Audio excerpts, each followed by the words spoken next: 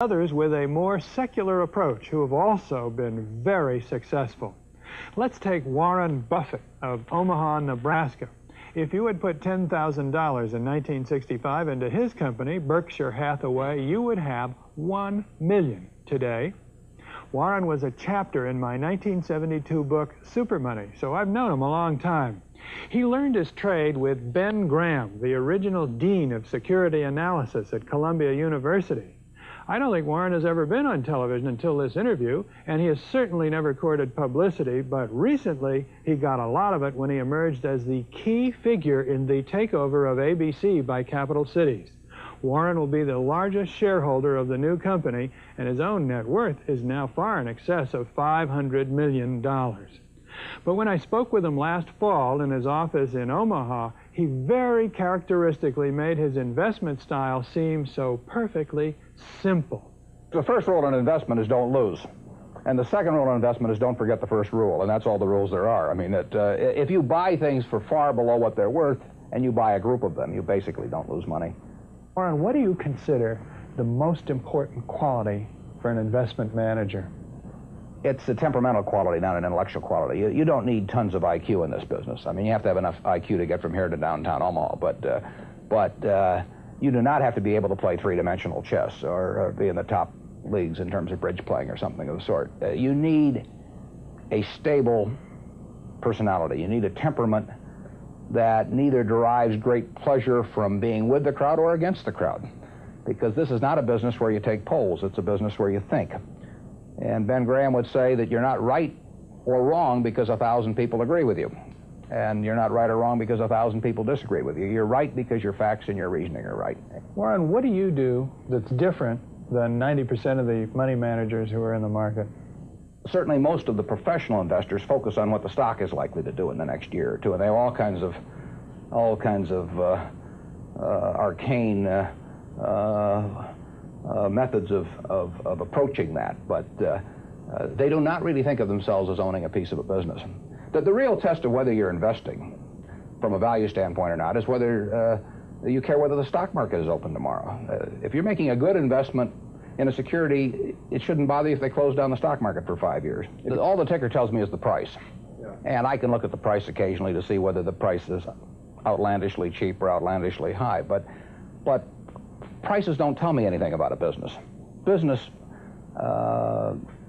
figures themselves tell me something about a business, but the price of a stock doesn't tell me anything about a business. I would rather value a stock or a business first and not even know the price, so that I'm not influenced by the price in establishing my valuation, and then look at the price later to see whether it's way out of line with what my value is. So Buffett chose to stay in this world, Omaha, Nebraska, where corn grows just minutes from downtown. Now, Omaha is a nice town, but nobody claims it's a world financial center. Here, the only thundering herd is actually on 4 feet. Don't you find Omaha a little bit off the beaten track for the investment world? Well, believe it or not, we get mail here, and we get periodicals, and we get all the facts needed to make decisions. And unlike Wall Street, you'll notice we don't have 50 people coming up and whispering in our ear that we should be doing this or that this afternoon. You appreciate the lack of stimulation here? I like the lack of stimulation. We get facts, not stimulation here. That's true. How can you stay away from Wall Street? Well, if I were on Wall Street, I'd probably be a lot poorer. You get overstimulated in Wall Street, and you hear lots of things, and you may shorten your focus, and a short focus is not conducive to long profits. And here I can just focus on what businesses are worth, and I don't need to be in Washington to figure out what the Washington Post newspaper is worth, and I don't need to be in New York to figure out what some other company is worth. It's an intellectual process. Well, and the less static there is in that intellectual process, really the better off you are. What is the intellectual process? The intellectual process is defining your area of competence in valuing businesses, and then within that area of competence, finding whatever sells at the cheapest price in relation to value. And there are all kinds of things I'm not competent to value, but there are a few that I am competent to value. Have you ever bought a technology company? No, I really haven't. In 30 years of investing, not one? I haven't understood any of them. So you haven't ever owned, for example, IBM? Which Never owned IBM. Marvelous great company. I mean, a sensational company, but I haven't owned IBM. And so here is this technological revolution going on, and you're not going to be a participant. Gone right past me. Is that all right with you? It's okay with me. I don't have to make money in every game. I mean, I don't know what cocoa beans are going to do.